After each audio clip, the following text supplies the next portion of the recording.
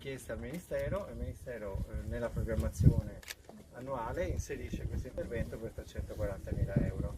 Quindi cominciamo la progettazione, si forma il gruppo di progettazione e il problema maggiore era quello di capire in che punto intervenire per una nuova scala, se rifare quella linea, se farla, insomma una serie di problemi, diciamo, legati all'accessibilità.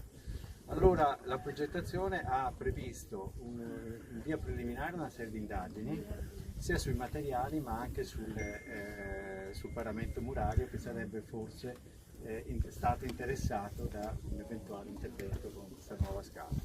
Lettura stratigrafica delle murature che ha condotto il professor Dorgioni, che ci ha dato una serie di indicazioni anche per quello che poteva essere lo sviluppo progettuale.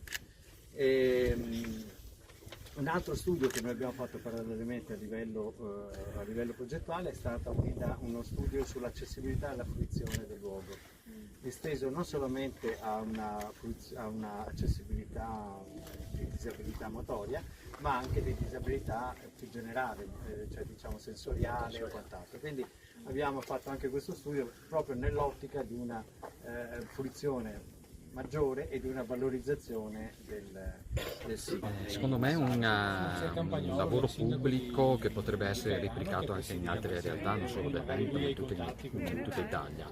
Una sinergia tra ente locale, quale il Comune di Asolo, il segretariato regionale del MIBACT, la soprintendenza e il Ministero della Cultura.